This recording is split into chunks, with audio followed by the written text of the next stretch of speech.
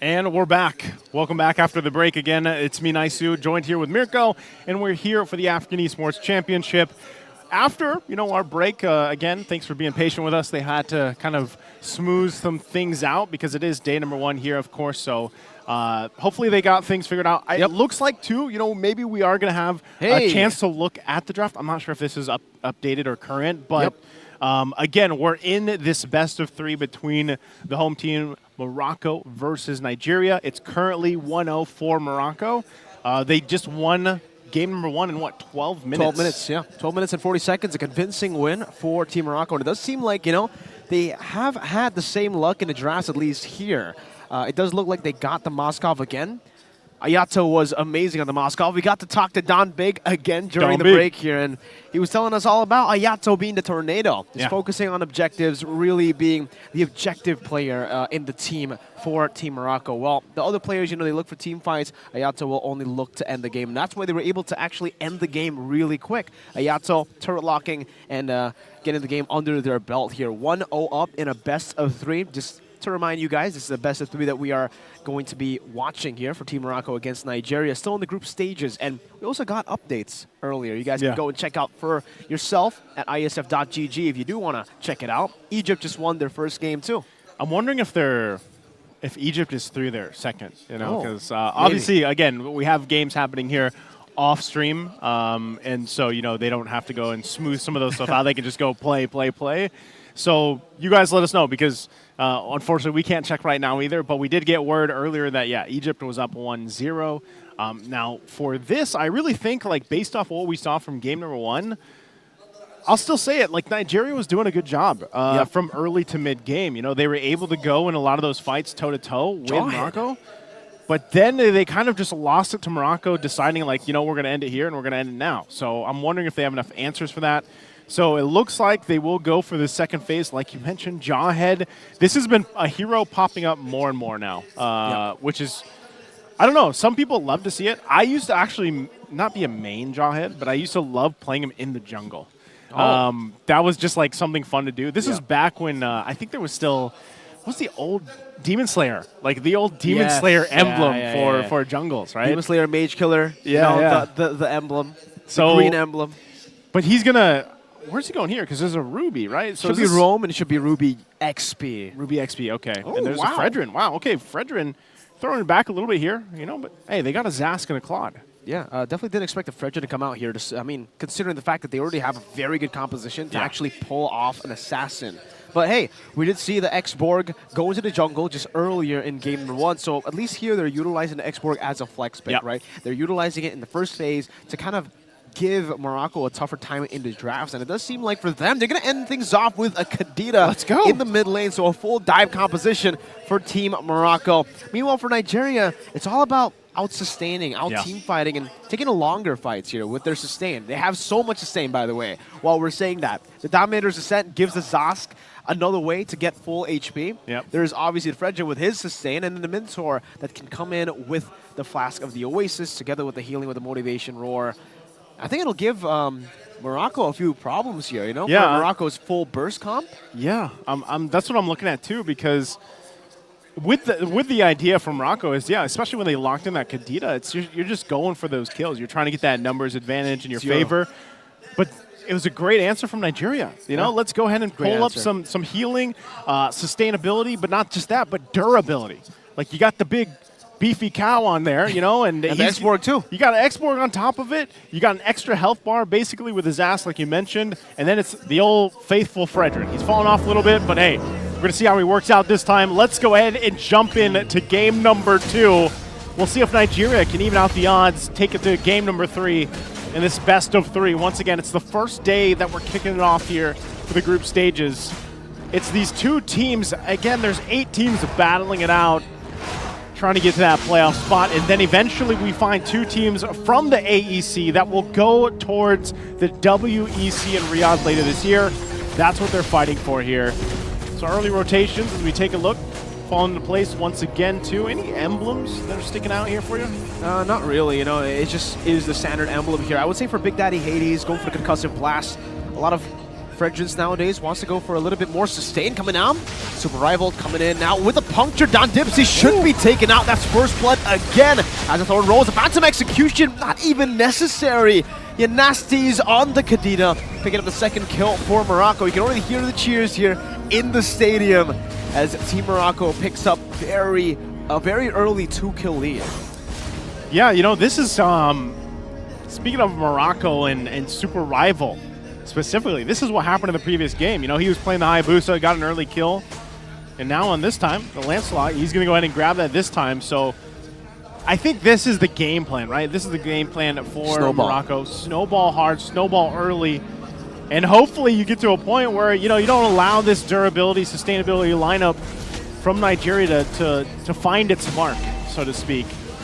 So Morocco, you know, a lot of these level 4s not there just yet. Okay. Phantom execution already from Super Rival, getting rid of the Faraga armor, so that's massive. But this is also the reason why the Jawhead's really good, right? Yeah. If you guys noticed earlier, while Super Rival was doing the purple buff, Jawhead was already very busy too in his own jungle, just leashing for the Lancelot and the orange buff. So now he's a level ahead already of this Fredrin. Okay, Eternal's up. Super Rival's going to pull it out, but of course, Big Daddy Hades is here, and they go in. Phantom execution, great bended, bringing them all back now. The minute Fury popped in, but he gets bursted down before he can even fully utilize it. The Dominator's descent, not a threat at all, as Super Rival claims the turtle for free, and little Johnny boy there, can't really do much. Don Dipsy's forced back. Even as the Big Johnny, can't do too much at all. And that was, again, look at the timing from Morocco. Even with Ayato with the Spirit Destruction coming in for right at the exact moment when Albert Rostein was like, yeah, we're going to pull the trigger on here and we're going in with the Unstoppable Force. It was all well orchestrated, you know, from Morocco. And it really was. Again, this is something that we saw glimpses of in the previous game. Oh, whoa! An assassination in the mid lane. Super Rival getting rid of his rivals for sure. Wow. Again, that was, I mean, Super Rival alone well orchestrated on this Lancelot here. And you know, so that's the thing when you go back to it again, when if you guys have watched the online qualifier with us, you didn't get to see this team. You didn't get to see this beautiful synergy from Morocco work out really well. Nigeria, I feel like they're just struggling a little bit here, still by the pressure that's put on from Super Rival. Oh man. Okay. You know, that's tough. When you are, when you have this tank, any of the tanks, even the Fredrin here, but just the Minotaur alone, and you get poked down like that, a couple shots from Super Rival, that's not going to feel good. And this is the biggest problem, right, when we're talking about utility jungles in this meta, Naisu. It's the fact that the assassin jungles just clear out the jungle so much faster, and you can already see a 2-level lead here built up by Super Rival. And he hasn't really been invading either. He's just been getting this lead through his own jungle, clearing it much faster. He's technically just better at clearing the jungle. And Big Daddy Hades, at this point, he's really going to have to look for some of the kill pressure, try to utilize some of the kill pressure in the lane itself, look for some of the ganks, but even then, it's tough to pick off Ayato, who has a flicker on this Moskov. It's tough to pick off Nasties with the passive that can get him full HP again, and especially with Albert Rostein here all around. What's great about Albert Rostein and how he plays the Jawhead is he's basically just, obviously, aside from his wonderful name here, he plays in the bushes, just waits to ambush anyone, and man, that truly is like the damage of Jawhead in this patch. He can literally deal damage to anyone, and you can't ignore it. Yeah, you definitely can. And it's such a scary initiation too. There you go, and all in again. The rough waves, everything used up. The motivation roar still there. Big Daddy Hades able to sustain back up right now as the Spirit of Destruction connects to the back. Great stun over. Dominus stand out the last Insanity. Super Rival has the timing right, doesn't. Gets blown up. That's a great response from Nigeria in the 5th minute of the game. They lose out on the neutral objective, but at least they're on the board. Good punish. You know, Nigeria had an answer to it. Yeah, you mentioned they lost the objective, but ultimately there was a lot of aggression coming out from Makaro, and it makes sense, right? They have a good lead, but Nigeria at least able to get on the board. Plus, with that, it buys them a little bit more time. They got to allow this to scale up here. Trevor, especially on the Claude, we know how long it can take to build up, to get to that point where you need to be. So he takes some of that turret down. Ayato, though, very aggressive. Should be fine, even in the face of 1 versus 2. But he knows Nasties is just around the corner. So we'll see if Albert Rostein can help a part of this. But I don't think they want to overcommit. That's the thing about Nigeria. You know, you did get that little victory earlier on, but take your time with this, you know, and try to get to a position where maybe you could test the next objective and don't let 3 for 3 go in the hands of Morocco. This is already really tough. The fact that for Nigeria, they're going to have to force Rockstar Alfie to constantly be in the bottom side of the map because of this winning matchup. In Ayato, the Moskov up against the Claude. Trevor definitely having a tough time there when he is alone, especially considering there's so much more kill pressure on the side of Morocco in these individual side lanes as well. On top of the fact that you already have a Jawhead and a Kadita here. This is why the Kadita still does really well. You can gain back all of your HP when you do that, using the oddity just to scout even in a lot of these bushes. Just get that health back at this point. Look at this though. Rival gonna push him back. Using the Nightmaric Spawn against him. Yanasti's gonna be caught. Still has the oddity despite the follow-up. The rough waves able to get him out to safety, but not for Albert Rothstein. Is gonna be caught against 3 members. A big Appraiser's Wrath from Big Daddy Hades to get a kill and to get good setup for themselves. Phantom execution in the back line. No Dominators is set. Almost an assassination under the tier 1 as Kenji walks up forward. Pops into the roam Wolf King.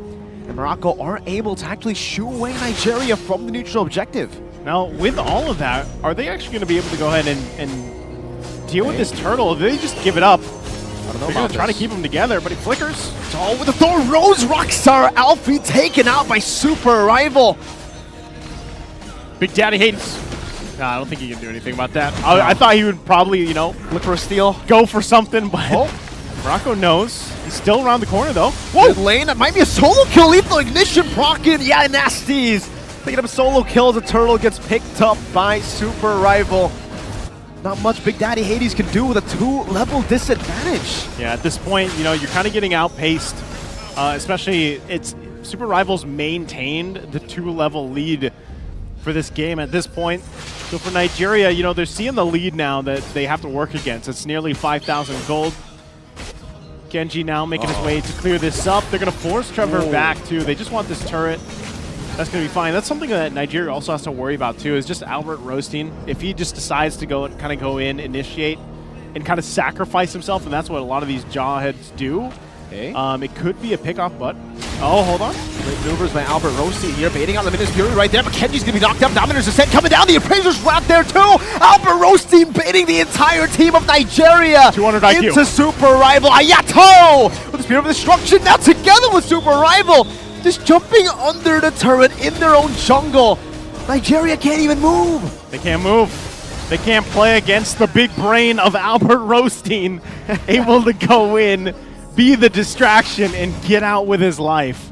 E equals to 2-0. That's something like that. Pythagorean theorem. Something. AB squared, whatever it is. But at this point, man, Morocco able to get to this position. Now they're going to force it down the mid lane. Oh, they work for it here. Wow, great ejector coming down. Rockstar Alfie, great rough waves coming down as well. And Yato again, just so consistently on these objectives, staying as objective as he can. And man, Morocco is up by 8 kills and 7,000 gold. Such a big lead at this point. And so as they wait, the Lord's going to be up here in about 10 seconds. So Morocco, with the massive lead they've gotten themselves, they're in a good position to take that objective from them. So if you're Nigeria, you know, what do you do here? That's the kind of question you have to ask. And oh, this could be tough. Rockstar, it's going to get pulled. Ejector, I'm offended. Now with the Unstoppable Force under the turret. Luminous Fury knocking him up though. But still, not going to be enough to fully turn the tides around. Kenji walking back up. And seriously, for Morocco, I mean, even if we take a look at the late game power they have, Yanastis. Oh, he's going in. Having a really nasty angle. Gets the breath of the ocean and the rough waves to pick him off. Trevor jumps over the blazing duet. Now gets caught by Super Rival. Even despite the BMI back, he still gets taken off. Again, how many times is Morocco going to do that? And a lot of the times it's just, you know, they know, again, the advantage that they have. They can force these situations, and Nigeria is just kind of left wondering, like, whoa, where is everybody coming from? And that's part of the lineup that Morocco has, too. And so you see them, they go and get what they want on the top side. They're going to rotate now for this Lord, take it, for the most part, freely. But, hey, they've got the information on Big Daddy Hades. Ayato? With the Spear of Destruction, too. I'm not sure if they actually want to go for this Flicker Ejector. Finding him, and now straight into the Petrify. Ayato able to just throw out the spears, dealing damage. And you can already see with the items, that's the 3-item power spike that he got at the 9th minute. Nice. So that's some crazy timers from Ayato. this point, objective secured. Big item picks up too. Nasties. He's already doing so much damage. Now he gets the Divine Glaive locked in. And so that's the thing. You play around the fact that we can get a pick off really easily between Nasties and Albert Roasting. And now that they have this Lord here too, they go ahead and work down the mid lane, playing around it. And just like we saw from the Tornado Ayato in the last game, man, they have not found an answer for him, dealing with the pressure that he's able to put on. And I don't know, I feel like at every point, the Spear of Destruction has been finding its mark every single time. Yeah. And so it's the struggle here for Nigeria is how do we defend against this Lord pushing down the mid against a huge scaled up lineup, 10,000 gold ahead for Morocco. Level 15 super rival with a BOD now, with a puncture coming down, able to get out with a Phantom Execution. Great maneuvers to escape from the Minions Fury, but in the bottom lane, Ayato again. The Tornado just going in, taking structures away, and that's a base turret with the first Lord. First Lord already pushing into the base. They might try to get some more here. Albert Roasting, what's he gonna do? Great zoning. Has the unstoppable force, but decides against it. Kenji walks off.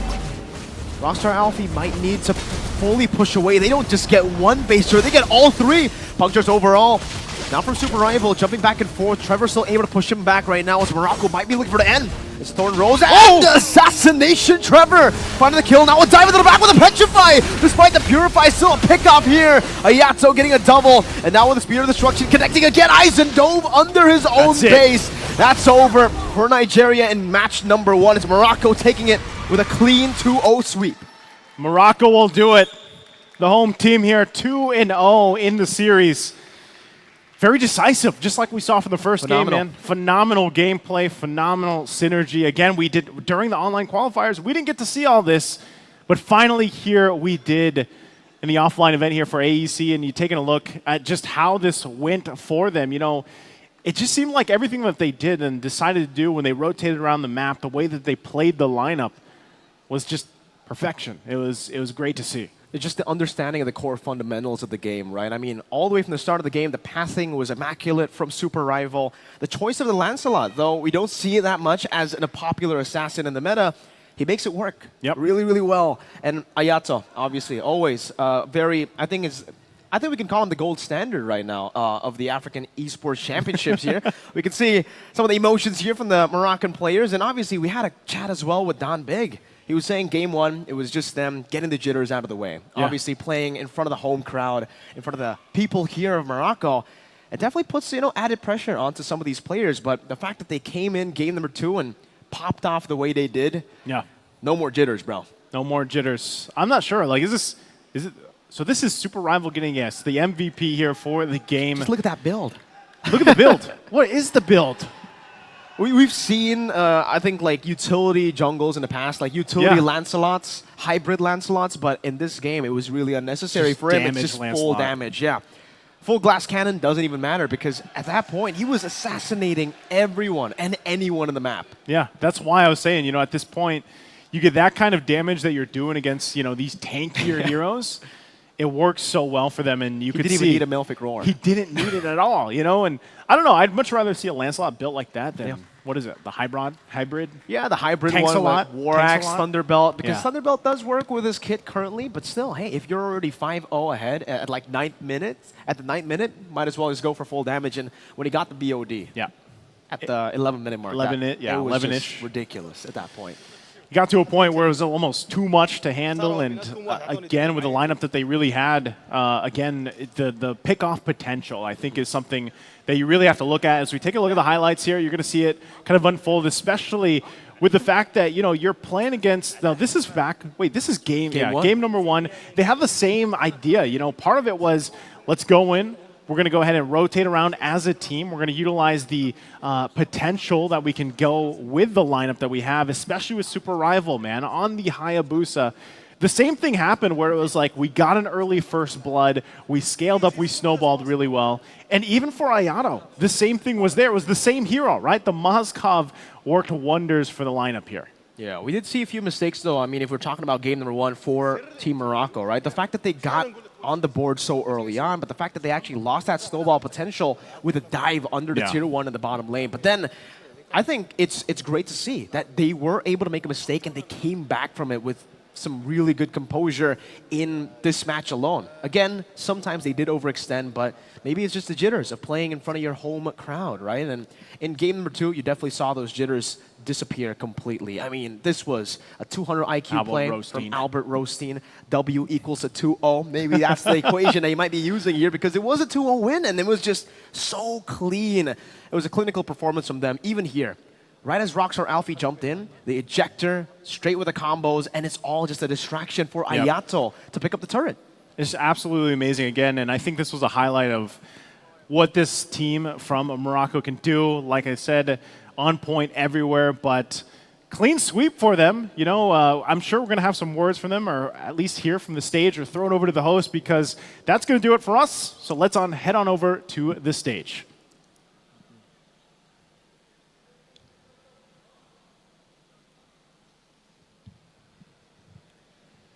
ومشاهدينا الكرام ladies and gentlemen، هذه كانت النهاية بين المواجهة ليست فقط العادية وإنما أسطورية، هذا أقل ما يمكن القول عنها.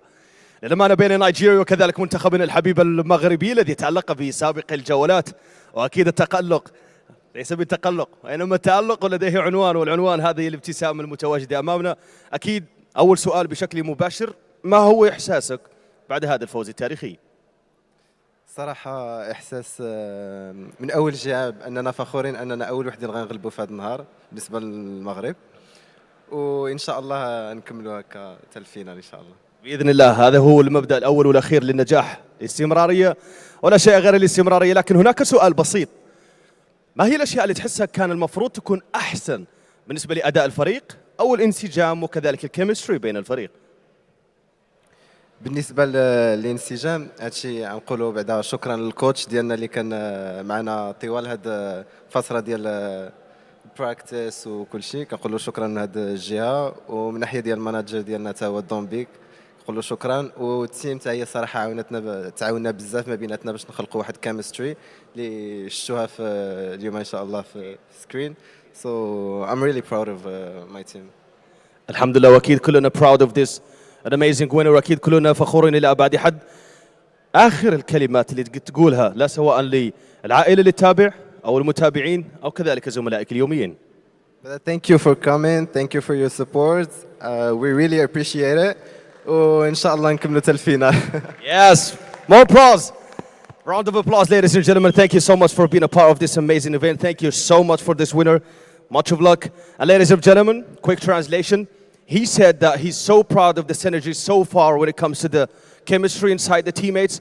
That's from a side. The second thing he said, that of course this is just one of the big steps to a huge journey, and we have all of the believers in that. Ladies and gentlemen, this is a wrap. The last very seconds of the live stream. Thank you so much for liking, sharing, subscribing. See you tomorrow, and of course, another journey.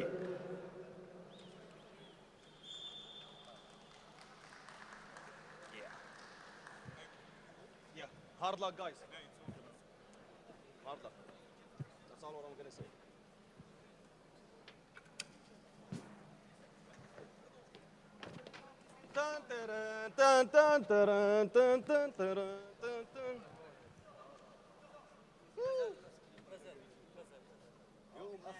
يوم أخو شرموط.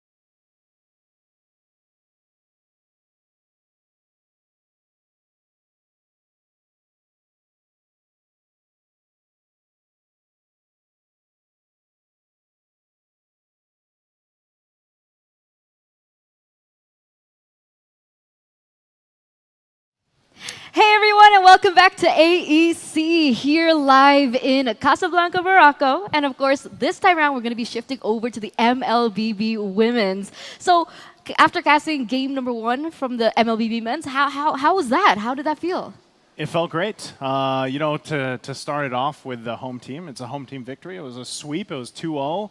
And who knows how, I don't know. I guess because as I was telling Mirko earlier, I was like, we didn't have much information, you know, on this Moroccan team, and I think it's the same that can be said here for the women's team, so maybe they'll surprise us. I mean, we saw a lot of surprises when we were casting over the African online qualifiers, and of course, both of these teams are going to be making their way here at AEC, and that's the thing, right? When we're talking about lack of information, we haven't seen the Moroccan female team play just yet, so I'm actually quite anticipating what we're going to be seeing today from them. But what we do know from Madagascar in their upcoming match against Morocco is the fact that they were the ones to be able to top their groups back in the online qualifiers. The online qualifiers now, were you casting that with, was that with the Arashi? I think so. I think Yeah, so. right? Yeah, there was a little bit of a swap out. Swap out, yeah, that we had. And I think for you know, for the most part, as we were referencing the online qualifiers too, the road up to this point, we saw a lot of surprises, like for a lot of the teams, and a lot of the adjustments that were made, especially for the updates that came out recently for the game, you know, in the past couple of months or so. But one thing's for sure, a lot of the female teams that we've seen, not of course just for the African qualifier, but all the qualifiers so far for ISF, is that some of these women's teams, it doesn't even, like, you can't tell them apart from the majority of the teams that we've been watching, like from the men's, right? It feels like they've really adjusted to the play style for a lot of these teams around the world, and I feel like the same can be said here, at least for Madagascar. Like you mentioned, they topped their group throughout the online qualifier. Now, again, for Morocco, we only have the information that we got from our friend over there, Don Big, right? Yeah, no, like Mr. Don Big. And he is the one that's giving us that information because, again, for a lot of people, maybe you tuned into the online qualifier and, you know, some people are like, well, why didn't we see this Moroccan team? Well, again, as a host country, you get that slot, right? And so for them, I think a lot of this is, again, we can only go off what we saw from Madagascar, and then we see how the adaptation comes out from Morocco. It looks like, too, once we get to go to the draft, we'll see exactly how they approach the game, what their style is going to be, because, again, their counterpart went the full, you know, assassin jungle that we're used to seeing. Yeah. It's going to be exciting whether or not we're going to see something similar to that. But I think there's one thing that we do need to explain to the viewers right now, right? We need to explain to the viewers that it's a little bit of a difference from the MLBB Men's, especially the system of what we're going through. Because for the MLBB Men's, they are going to go through group stages first. But because coming into AAC, there are only 4 teams and 4 regions that are representing, we're going to go straight to the playoffs. So the stakes are absolutely high. On the playoffs. Yeah, luckily it's a double elimination system, so they do have a second life in the lower brackets. But for the most part, it does seem that we're going straight to the playoffs. So it's very intense right now. And it looks like too. So you know, just to bring you up to gear here, Eterna. It is the draft. So it is the draft going on behind them. Unfortunately, I don't know if we're going to get the graphics here up for us. But, you know, as we get a look at it, it looks like, okay, we're going actually to lineup first. So let's take a look at the lineup here for Madagascar. I think they're, you know, we're going to get through this before they get to the draft. We've got Chaos. We've got Dosavi, Mitsui. We have, I'm not able to, there we go. We have Aina and Karen. That's the most basic name right there. It's just for all this, you got Karen. But we do know that her gameplay is not basic, right? Far from it. And there's something that we should note from this team is the fact that both Chaos and Aina can actually change in roles, right? Yep. Chaos sometimes is the jungler, sometimes Aina is the jungler. I think it really depends on the composition that we're going to be looking at for both of these teams because it looks like both of these players have a very different set of heroes that are in their books. So for the side of Morocco, we're going to take a look at Nightfall, Nezuko, Nero, Ellis, as well as Neko. The main 5, we're not going to be not so much information as to what they're about just yet, but we do again have a little bit of, you know, a hint as to the play style that they like to go for, the heroes that they like to go for. So we're gonna see whether or not Don Biggs is accurate with this, right? Well, can you share us with some of the stuff that Don Big gave you? What was some of the information that they gave you for this team? I think the glaring difference, right, between the Moroccan men's and the Moroccan female is the Moroccan men's have been together for 3 years. So that's why I think you guys mentioned, exactly. Yeah. In your cast, you guys mentioned about the synergy. Well, they've been together for 3 years, right? So it really goes to show. However, the female Moroccans team, they've only been together for 20 days. Whew. So they've been shifting it up, swapping it up for the past few years. Yeah. And now we're seeing this main five come to life. But Don Big is confident that they're going to be able to win this against Madagascar. Interesting, too, because I'm seeing a Valier over there. I'm not sure if that's actually locked in, but we'll have to see if that's the case. But I think that's the thing we can say, too, is with the team from Morocco here, you know, we don't know 100% exactly how much practice they've managed to do in, would you say 20 days? 20 days. That's not a long time, right? So that's not a long time, but maybe in the 20 days they've been able to go ahead and come up with a formula that's going to work for them. And I think, like we mentioned, what we saw, you know, with a team that had 3 years of playing together, they obviously looked like they were just on point, all a part of the game. And that's why we were saying, you know, even those games that were like 10, 12 minutes, the synergy was there. So I'm wondering, at least for the women's team, the female team here, I'm wondering if they even get a chance, like how that works, where if they get to scrim, maybe with the men's team, you know, because I'm not really sure on the environment of being able to scrim with different teams and everything it is here. But at least from talking to some of the players and stuff, you know, they get some interesting setups, like when it comes to their scrimming that they can pull off. And I'm just wondering, is that actually... All right, that is a Layla. Yeah, that's her main. Dusavi is a Lila main. We saw it from the online qualifiers. Okay, yeah. so I didn't get to cast that with you. So you saw this already. Yeah, and she won on it. So, I mean, right now, right, Madagascar has gone undefeated so far. Right, from online qualifiers up to AEC. So we're going to see whether or not they're going to be able to continue that win streak here against, of course, the team favorite, the home ground heroes here against, of course, Morocco. But looking at the drafts once again, right, it looks like a Lolita's been picked up. Nolan as well. We see a Hylos coming through. But I think one of the interesting things about this is the Valier, because I think the last time we saw Valier competitively was a Valier against a Hylos. Right? Yeah. Valier is so good against heroes that want to dive into your composition, really good at going against compositions that are very in your face, like a Hylos, but they're on the same team. So what do you think about that? I think it's like because of the fact that they're on the same team, I mean, part of this makes me worried because of also the fact that you have a Nolan across from you. I love Valier, don't get me wrong. I just feel like this might be a little too risky having a Valier and a Layla on one team. And then at the same time, you have an Alpha, like going in the jungle, right? So a lot of the farm is going to be picked up, of course, but then it's like, all right, how do we protect not only the Layla, but also the Valier? Of course, Valier, in a way, he's got, you know, some of that built into his own kit, and then you've got a flicker on Layla. The problem with that is look at the lineup that we saw from Morocco. They have so many opportunities to put pressure on that back line with Nolan alone, like, you know, not even considering anything else. But what if you get hit with a Newman on blast, you know? Or what if you get set up from a Edith with the onward Earth Shatter combination? Those tools will get expended really quickly. So I think if you're really looking at Madagascar, and again, you mentioned, you know, these are some signature picks for them that you saw in the online qualifier, then maybe they're confident enough to make this work and they can shine from there. I do think that with the lineup that they have, though, if they can get an early start, like momentum-wise, let's say a first blood, especially on an Alpha, then they should be able to scale up hopefully quickly and get to a point where they're winning game one against Morocco.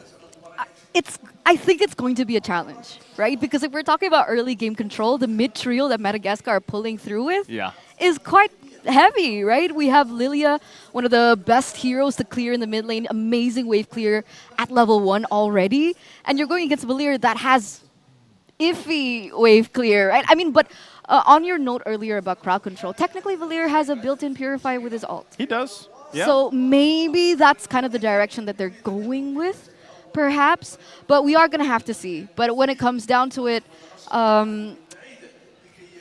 Carrie, Lila. It's not a matchup that we've seen too often, ladies and gentlemen. So we are still thinking about it, even us here on the caster desk. But of course, anything can happen in the Land of Dawn, so let's just go head straight into game number 1 in this best-of-3 series between Morocco as well as Madagascar. The thing I always say here, Eterna, is like when you look at this, because whenever you have a team that you have not seen anything from, and this is something we always went through with online qualifiers, like you have to just see and come to that conclusion. Like you only have a hypothesis before game number 1, and then by the time you're done, you're like, all right, I have somewhat of a conclusion. You know, you can go through the scientific method yourself when you don't know too much about these teams. Because again, for a lot of people that might even just be watching competitive MLBB, a lot of them rely on the websites, you know, to find out some information, maybe the picking order, the things they like to ban. But again, with this from the Moroccan team, we don't have much information, but I do like the lineup that they have. Like this is a very standard, I would say, lineup in the current meta, and it's good from beginning to the end game, you know? So even if they falter a little bit in the early game and they get punished by Madagascar, they still have great potential to scale up mid to late. They do, they do. They have Nezuko on the carry. I think it's important to note that Nero before this tournament was actually a tank player. Wow. So she's coming in with a Nolan. We'll see how she performs on it, but she's usually on the Fredrins and the Baxias. So it looks like both of these teams have actually adapted to the patch, right? They've adapted to the meta because even before, for Madagascar, Karen mostly played Carmilla, but now she's rocking the Hylos. That wasn't meta up until recently. We haven't really seen a Hylos in the roam quite often, but usually in the EXP lane. But right now, it does look like Karen is focusing on figuring out a way to dominate in this utility works. I just love it. I love the names in Iesf. It's always kind of like a fun thing to go ahead and point out throughout the tournaments, but they're going to go for the turtle. Nero's going to be able to secure that turtle first off with the first blood going in the hands of Karen, and now they're going to fight a little bit more. Flicker from Yuan jumps out with the Primal Raft. So already off to a good start here. Objective secured for Morocco. First blood, though, for Madagascar. Yeah, that's a 1-for-1 trade for both of these teams. But technically, Morocco does have a little bit of an edge, right? 300 gold plus from the turtle. They went out with very little casualty as well. And it looks like, though, now Madagascar are going to be utilizing that space to go in for some punishment onto Nezuko in the top lane. Karen gets the stun off. They pop the Vengeance. Should be able to be tanky enough. I heard that. I know you heard that sound too. I was like, wait, what? Where's the Joe? Is that what you're thinking too? Yeah. No. But ultimately, there's no kill there. It was a good try, good attempt. But that's just... The Vengeance was enough to keep Nezuko alive. Plus the Brave Smite. You know, that's something we have to point out too. The emblem there really playing its part in that 1 versus 3 for a while. So they find themselves once again kind of just farming up, getting to the point. We're still a minute or so, yeah, about almost a minute away from that turtle. So both teams can find what they need, get adjusted here. And I think if you take a look at what we just saw in the top lane, where they really tried to force that, you know, force that fight, try to get that kill, it shows that they just don't have enough initiation just yet. Now, part of that is, you know, the way that Karen utilizes the Glorious Pathway. A lot of the times I feel like when we see Hyloses, the mistake that a lot of them make is using it on a defensive. Like, it works way better, obviously, if you can be offensive with the Glorious Pathway ultimate from this Hylos.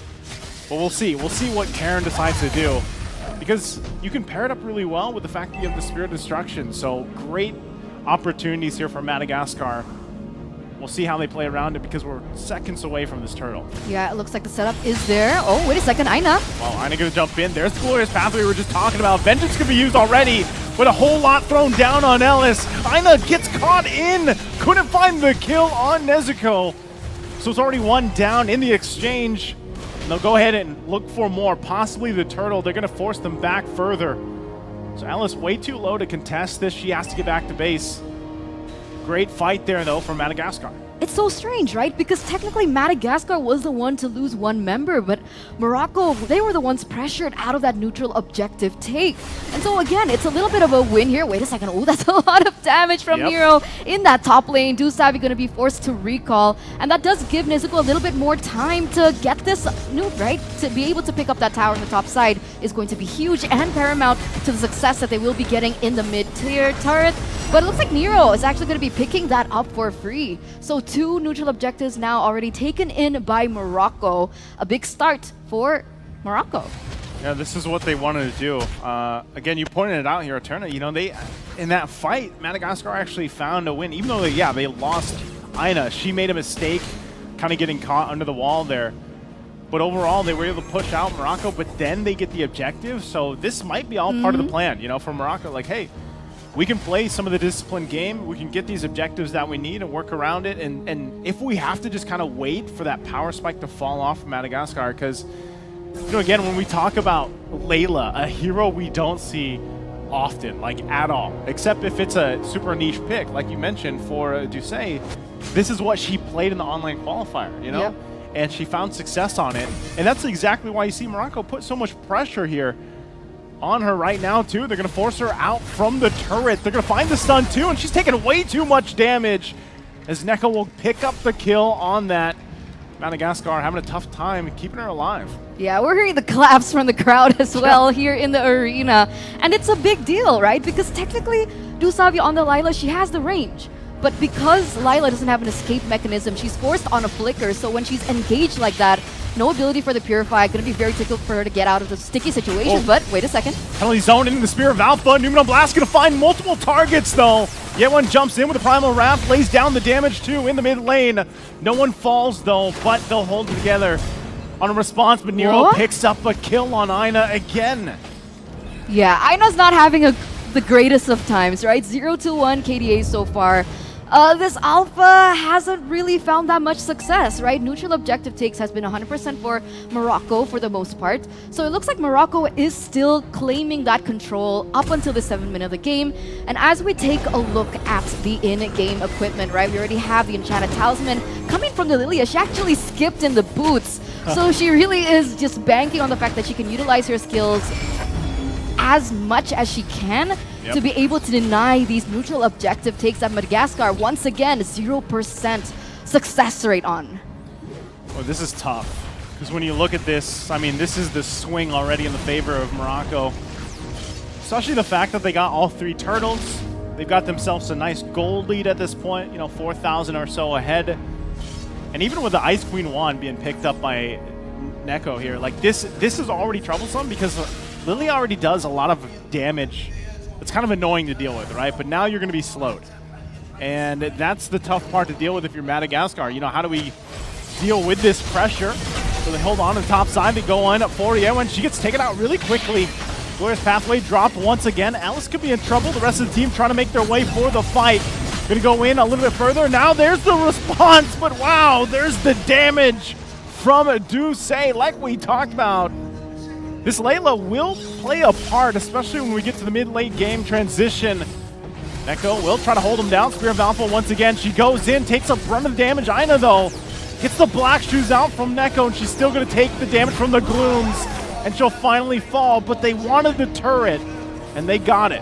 Oh man, you were talking about how Lilia is a destructive force, very annoying, and we actually saw that coming to play against Ina, right? She was on a roll earlier on, utilizing her kit, utilizing her skills to be able to get more advantage over Morocco, but Neko with the black shoes turned it completely around. That was a huge outplay for her. 2-0-1 just now, and if we take a look at the damage dealt, she dealt 34k worth of damage. She's dealing the most actually right now with only 2 items, by the way. So as this game progresses and as both of these teams are going to be utilizing more of their kit to look for team fights, right? The advantage that Neko has as the Lilia is going to increase tenfold, especially when they start grouping up against one another, and especially if they take these fights into places where it's very, the Indo term is sumpit. What is the translation? Like very crooked areas. I was going to say of like the map. I know what you're talking about. The little, now you're making me have that moment. Yeah, I know what you're talking about though. It's like those small gaps within the jungle, basically, right? Little choke points. Choke points. That's where we're going. There you choke go. Points. It looks like Morocco is putting Madagascar in a choke point as well, as it looks like they're going to be the ones picking up that Lord uncontested. Do you think Madagascar will be able to defend this? You know, if we look at the clear speed on the defensive, I think it's okay. Oh, hold on. They're looking to make a play up here on Nezuko once again. She's going to pop the Vengeance. Oh, she dodges that And here's the response from her team. Ellis joins too. Nezuko will survive again. Glorious Pathway going to be dropped down. Dusavi, she could be in trouble.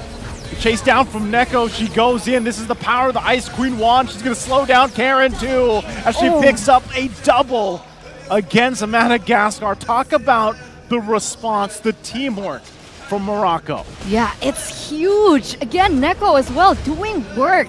She actually has 3 items down with a lantern as well. That's not a common item pathway that you would expect from Lilia, but I guess she's feeling it, right? I guess she's feeling the confidence. She's going to be one of the main damage dealers now up until this point as compared to Nezuko. And I think we kind of forgot to mention that Nezuko on the carry opted for Vengeance. Yeah, like that's what I was saying, you know, early on. I was like, man, with the Brave Smite and the Vengeance, it's good. Like, you can go 1 versus 3 and survive. How many times has Nezuko done this, you know? And that's something that I feel like Madagascar has really struggled with. They're like, how do we solve this equation? How do we get to the point where we're taking down Nezuko? They only got her 1 time, but the fact that she's able to buy so much time, so much of a distraction, is what's really difficult here for Madagascar, you know? And at this point, I think if you go back to your question earlier on, Eterna, how do I feel about the Valir? How do I feel about the lineup here, the Layla?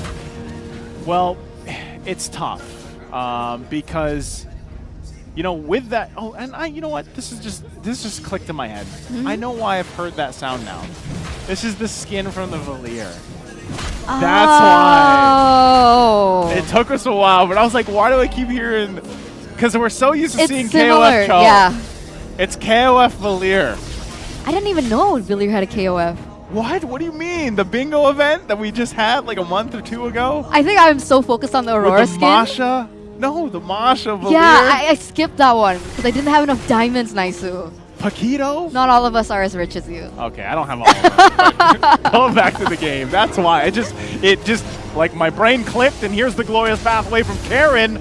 Noodle Blast going to be dropped down, and there's the response. Vengeance going to be popped as well. Fighting in the jungle. Aina, though. Ellis will still be able to survive, but Nero goes in on the backside. She gets a pickup. Karen's the one to fall. They'll find 2, but Yehuan goes to the base. She's enough of a distraction. Not much is going to happen there, but Dosavi will go down from Nero again. She has been on the hunt, and she's picked up multiple kills, and now she'll pick up the Lord.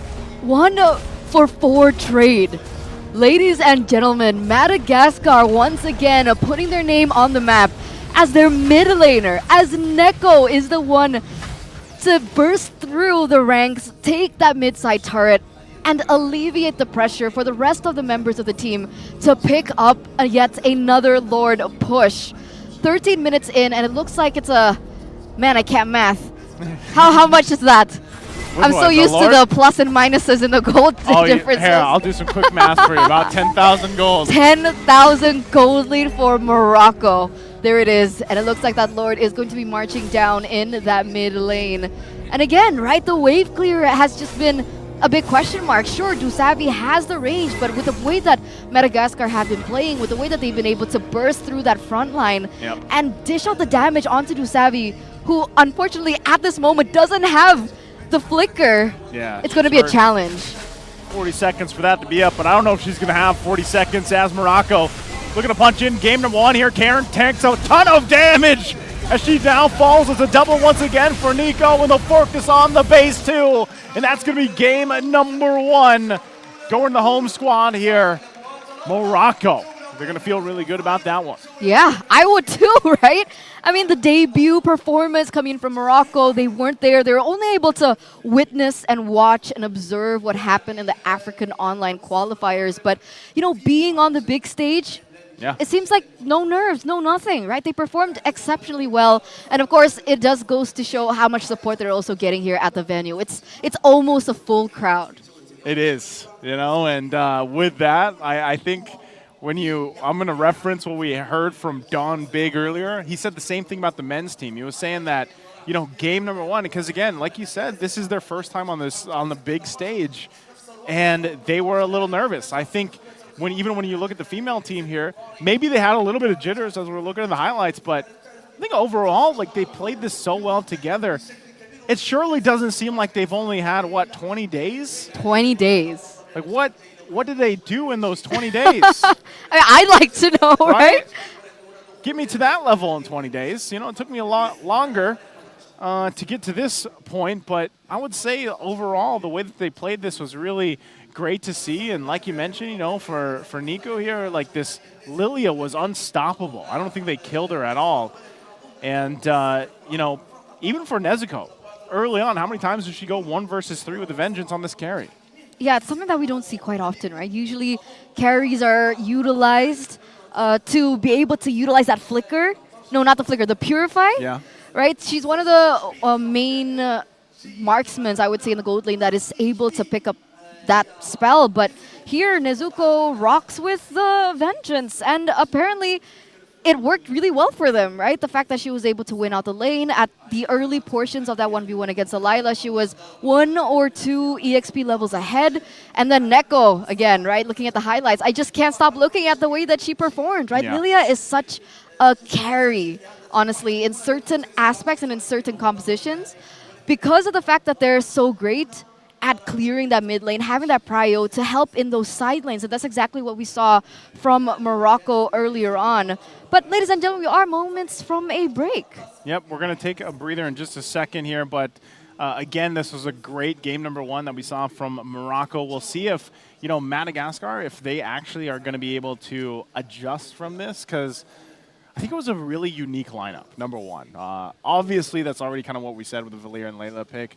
You did mention that they found success with this during the online qualifier, but, you know, I feel like ultimately against a team that is Morocco or is playing the meta as we're used to seeing, that kind of lineup's probably not going to work too well, you know? So I don't know if we'll see something else other than a Layla, because I know you said it was a comfort pick also. I think they could have also made the lineup work if they got the advantage that they were looking for, you know, early on, because 14-20 in, this is too much of a deficit that you have to work against. So with this expensive lineup, I think that's the best way to put it for Madagascar. It was very expensive to make this work, and I would say Layla is like such a late game hero. You know, she needs a lot of time to scale up to get that long range advantage too, and it just felt very difficult for Madagascar to make it work. I would have been really interested in the items, honestly, right? Because you're right, Lila does take a little bit more time, and I'm wondering if whether or not we would have seen a Malefic gun.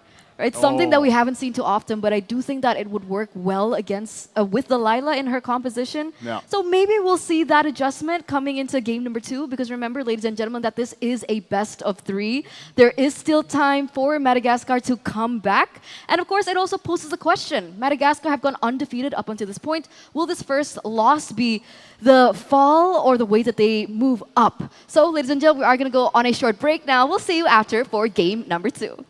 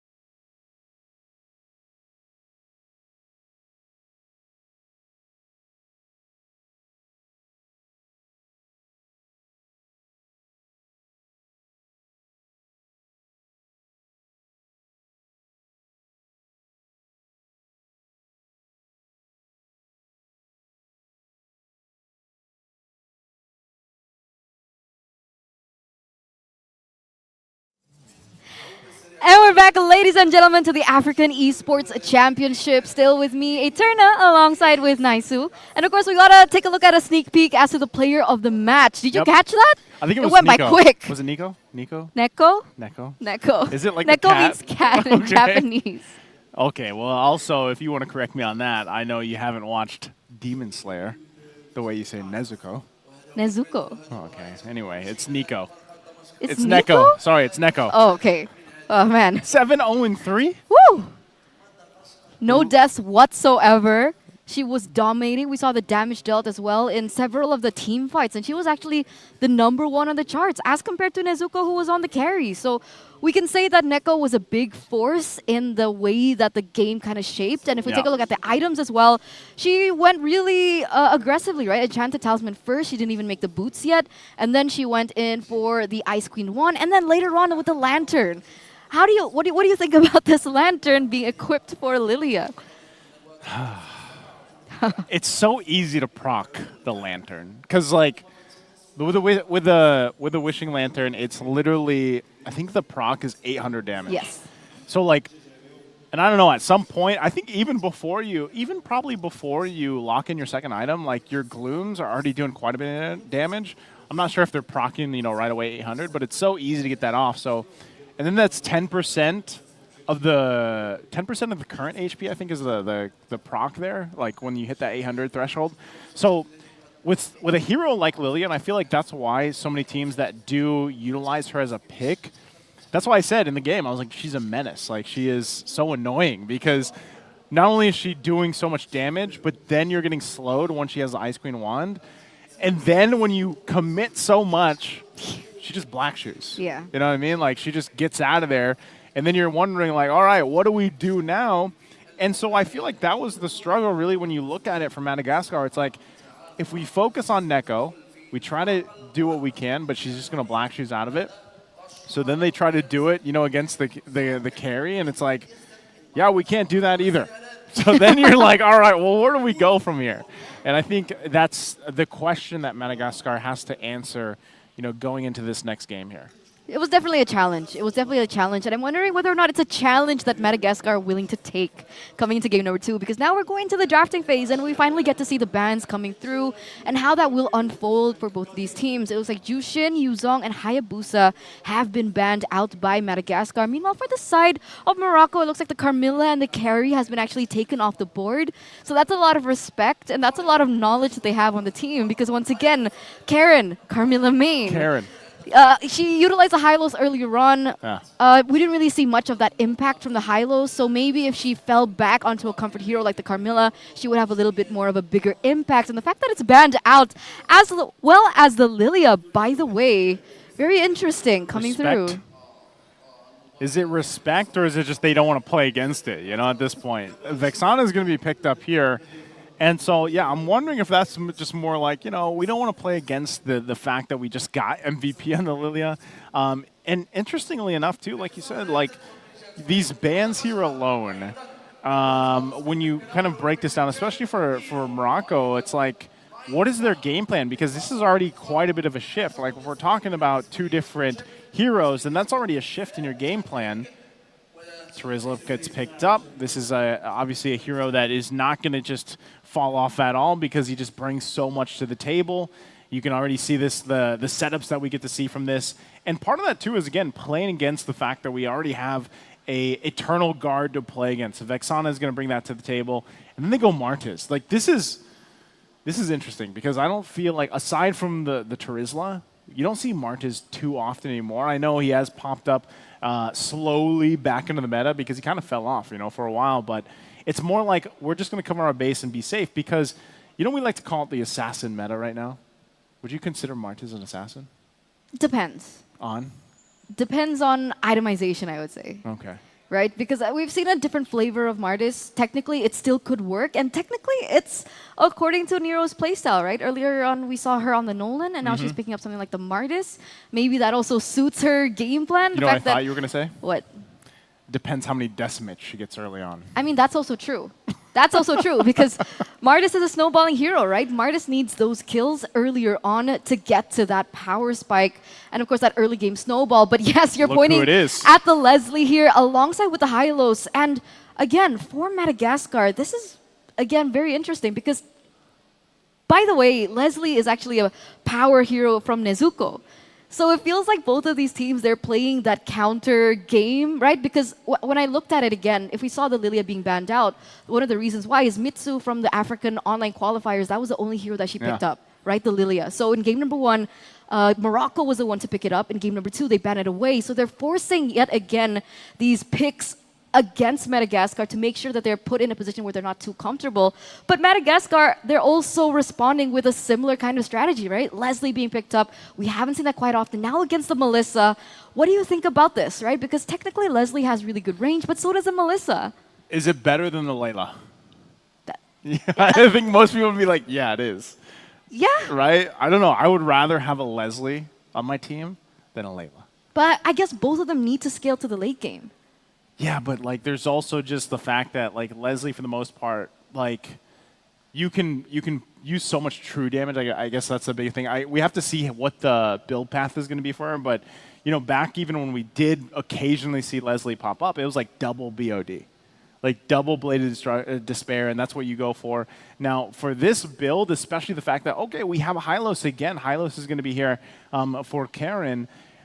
You have the choice of being a little more defensive, especially the fact that when you get that little short, invisibility that Leslie can get, you can use that to escape. Now, my biggest problem with this is so far when we've seen Melissas, especially when they just scale up so quickly, they're running Inspire. A lot of times it's kind of hard to escape that damage, and I could see, just like we saw from game number 1, where they're trying to find these initiations, trying to play around the glorious pathway.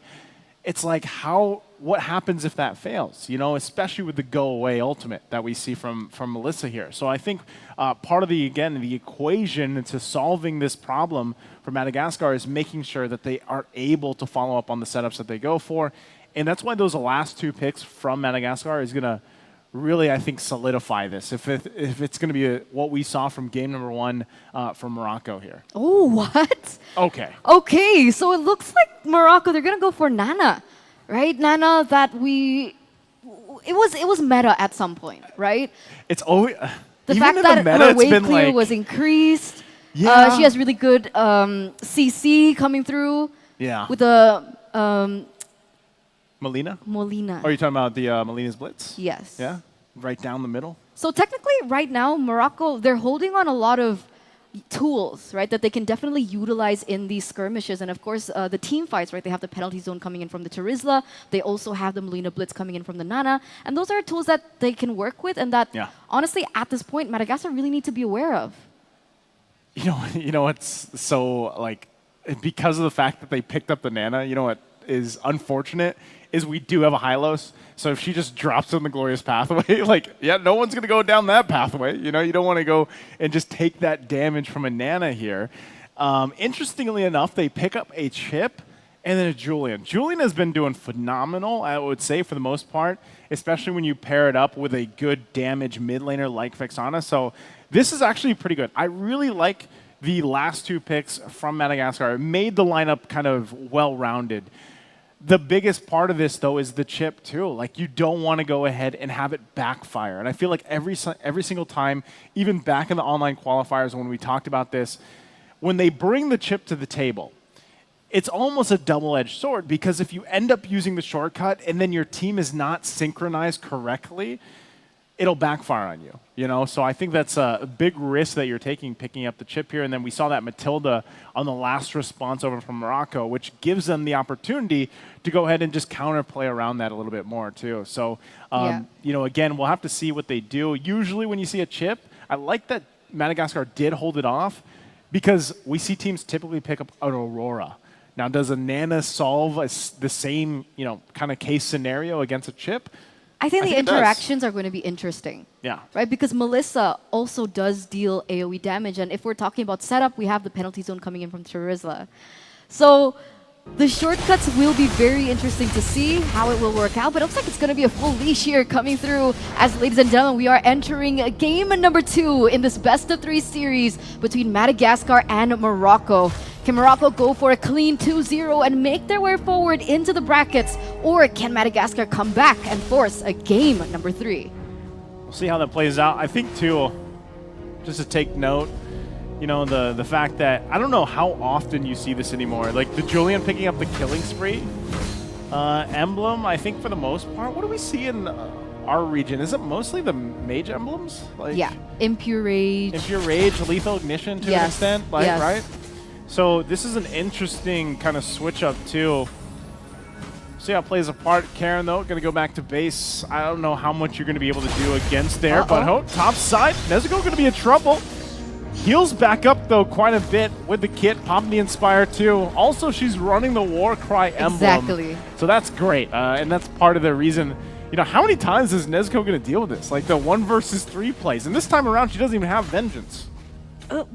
Warcry Melissa is interesting. Is it? Do you not think? Because usually... It's easy to proc.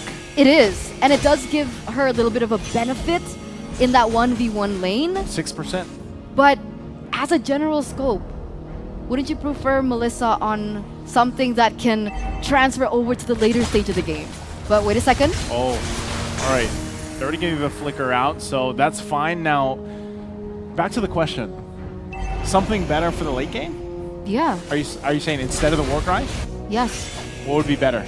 What does Melissa usually utilize? Maybe a Quantum Charge? Quantum Charge? Yeah. I'm sure Miracle, if you're out there, let us know. I know he likes to play the Melissa, but going back to a Turtle, who's going to be able to take it. They go in, and they secure the Turtle here for Madagascar, but who's going to win the fight? They get the first blood already in the hands of Morocco, and now fighting it down under the Eternal Guard. Yewen's going to go back, and there's the Decimate that we were looking for from Nero. She's going to look for Karen next. She gets the double.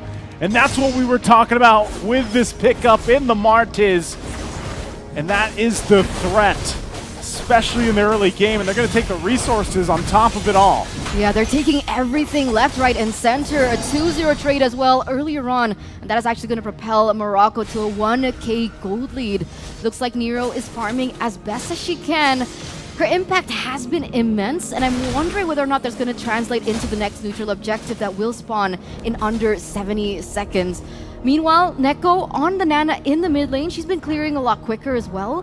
So it does help with the rotations that we've been seeing, and it does help Nezuko as well get to that power spike as fast as she can. But meanwhile... Nezuko going to try to jump in once again, drops down the go away. Eternal Guard going to find Nico. Should be able to get her down. Finally, Nezuko to fall.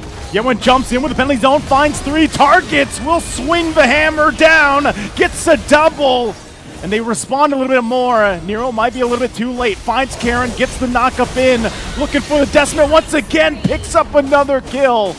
Morocco answers to Madagascar. Yeah, they answered with vengeance, right? That initially was a really good trade, right? They were able to pick off Nezuko, which is something that they really need to do, right? Stop that snowballing from happening, stop that power spike from happening. But Morocco with the response, very quick, despite it not being as clean as they would expect and as clean as they would want. The follow-up coming in from Ellis on the Matilda, being able to back that up and making it a 2-for-3 trade, by the way, was immense for Morocco. You see what I'm talking about, Eterna? That was because of the shortcut, right? Yewan came in through the shortcut. She landed the penalty zone. And that's always the thing you have to be concerned of for Aina here. When she drops down the shortcut, you got to remember the enemy team can come through that portal too. And so that's something to always keep in mind. And now as this Turtle's for the taking, Aina's going to jump in. She finds the target here. It's going to be Neko. She gets petrified, flickers out.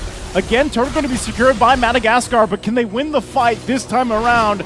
They're going to force Nero back. Crash course on Word a little bit more.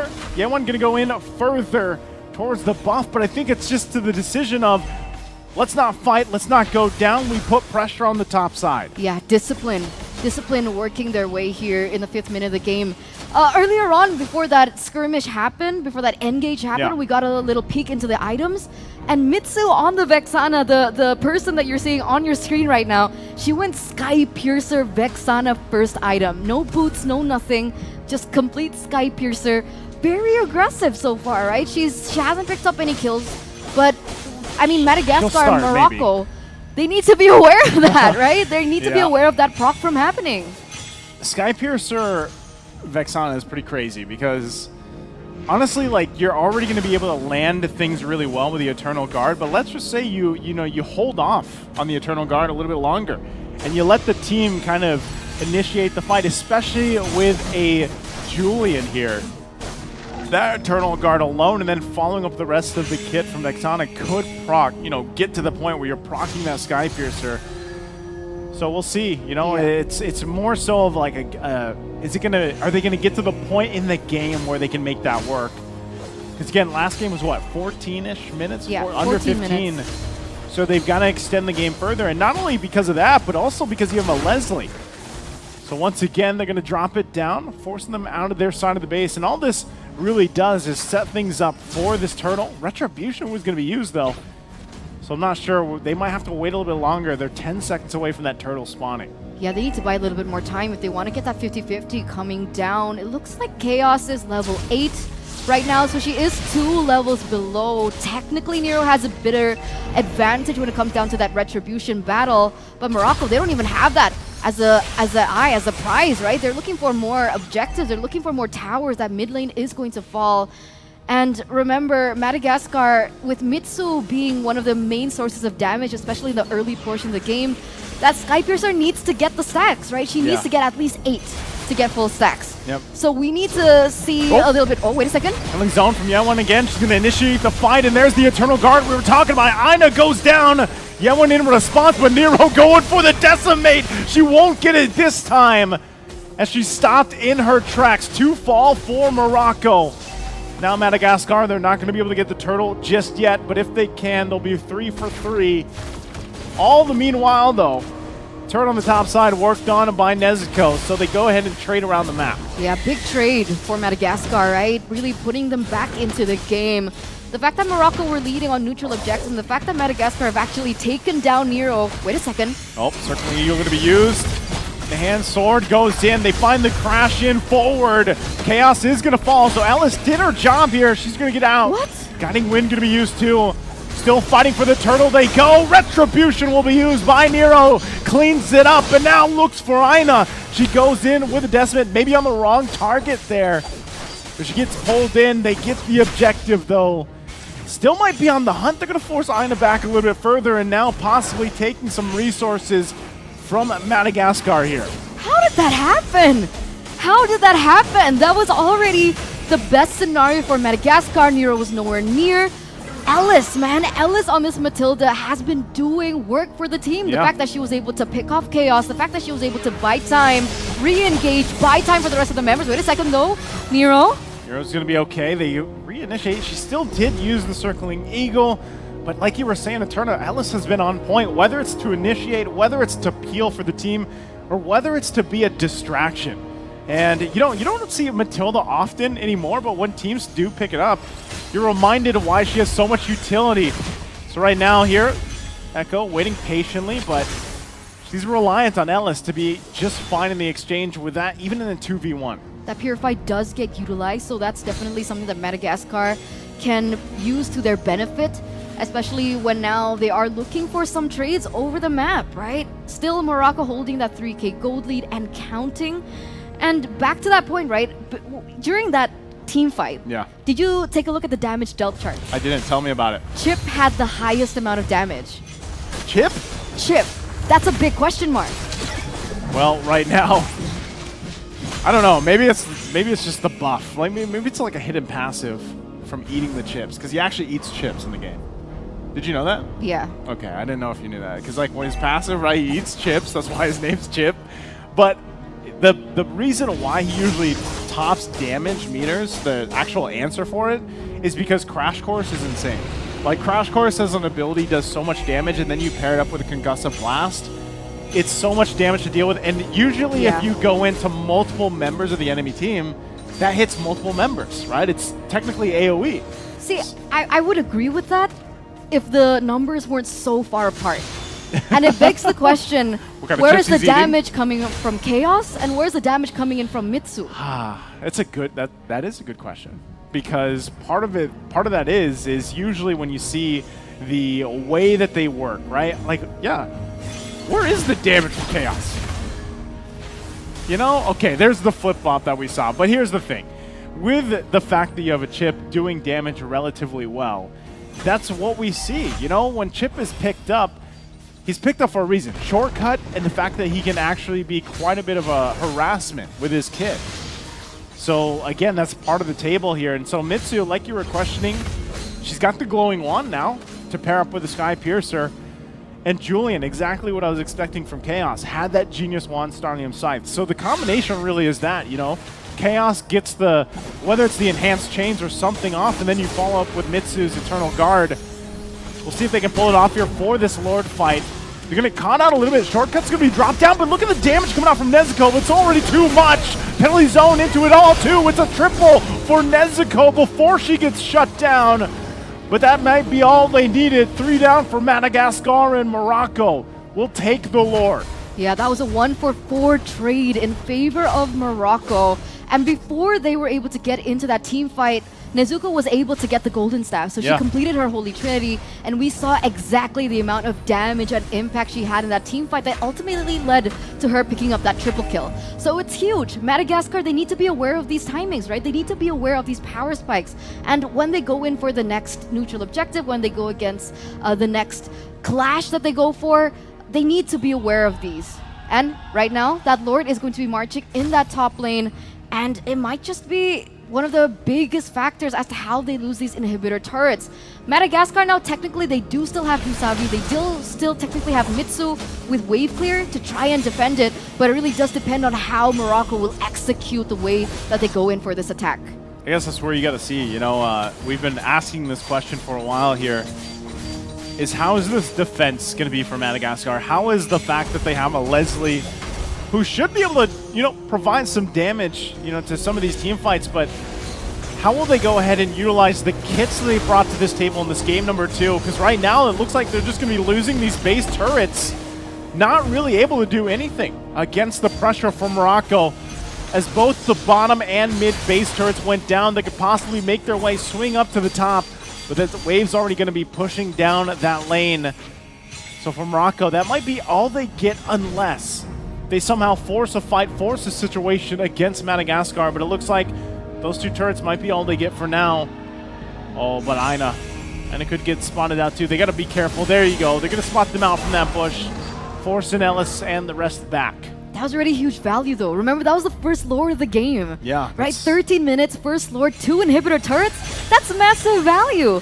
And you can see even Morocco, despite that advantage that they had, they're still working with discipline. And that's very important, right? They didn't overcommit. They didn't take more than what they were gambling for. And then they had 0 losses. And still, with that, Morocco still hold over the control. They're controlling the tempo.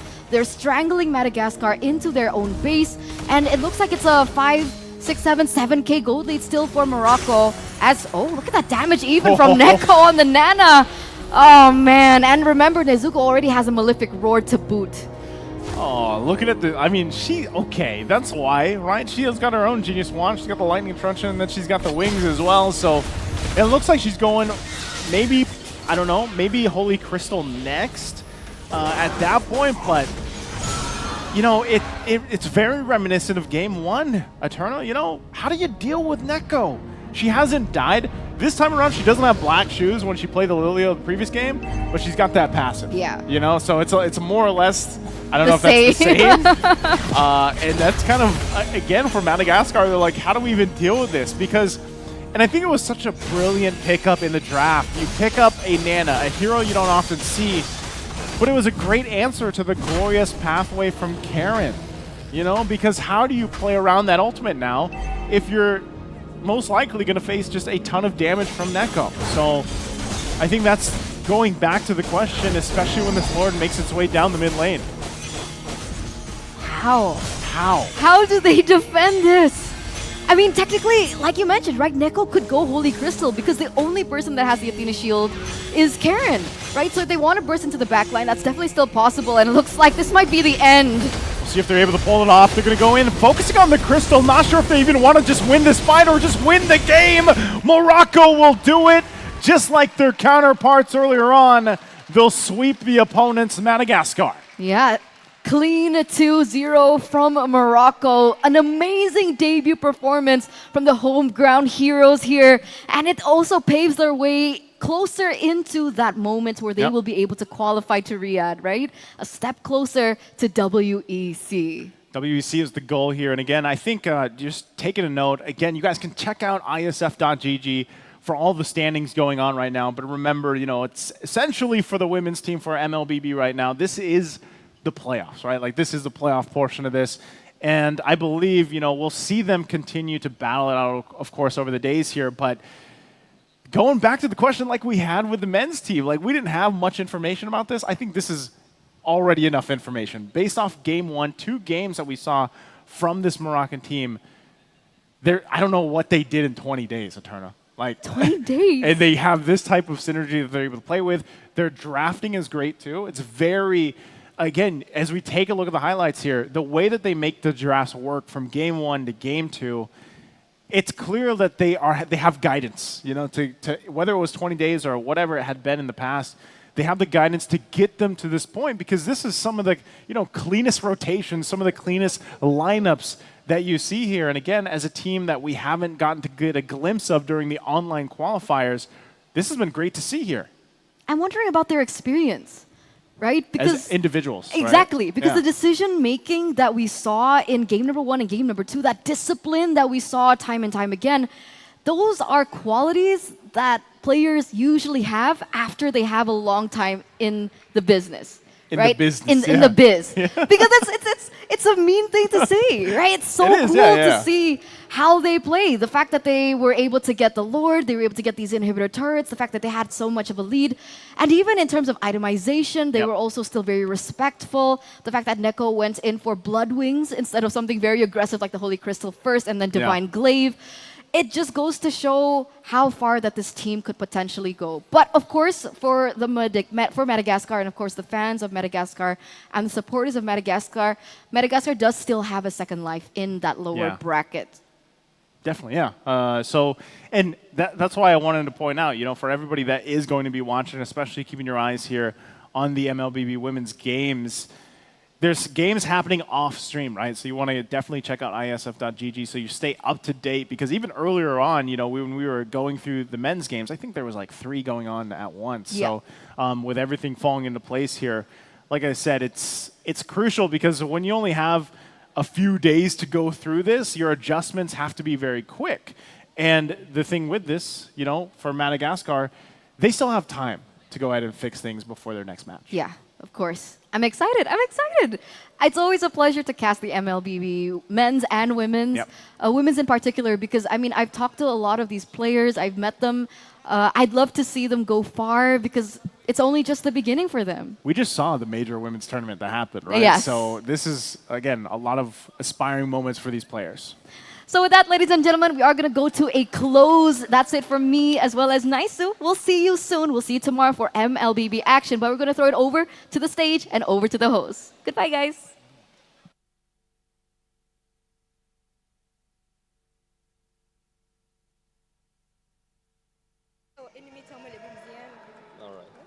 ولكن بشرط غادي نجاوب بالعربيه ولا الدارجه شنو ترتاحي فيه انت؟ لا بحال مع شنو الدارجه ترتاحي؟ الدارجه؟ خلاص انا نترانسليت. لا ما عنديش مشكل. Okay, thank you. Here? Okay. Ladies and gentlemen, that was a wrap. And we just have finished. I'm not going to call it a game or a war or a battle. It was indeed something very aggressive between Madagascar and also the Moroccan national team. We, of course, congratulate the national Moroccan team to achieving such a good qualification, and of course, having such a pure-hearted talents came across the globe, the country, to be a part of this amazing event. And of course, we're starting with our delightful player with simple questions. How is the synergy between the team members? And also, there's always the same question that repeats itself, which is, what are the mistakes that could have been avoided inside the game? كانت واحد سينرجي زوينه بيناتنا واخا كانت واحد المده قليله باش تعرفنا وكانت مزيانه بزاف وكيسمعوا وكنتفاهموا واخا واحد كيغوت على الاخر ولكن كنتفاهموا حتى واحد ما كيخاف على It's a good answer, to be honest. To be honest, it is a good answer. She said, well, of course I'm going to be translating, but she said, even though they've known each other for very small time, the synergy just clicked in the middle of a second. So it is a good thing. And of course, answering the second question, which is, what are some of the mistakes that could have been avoided inside the game?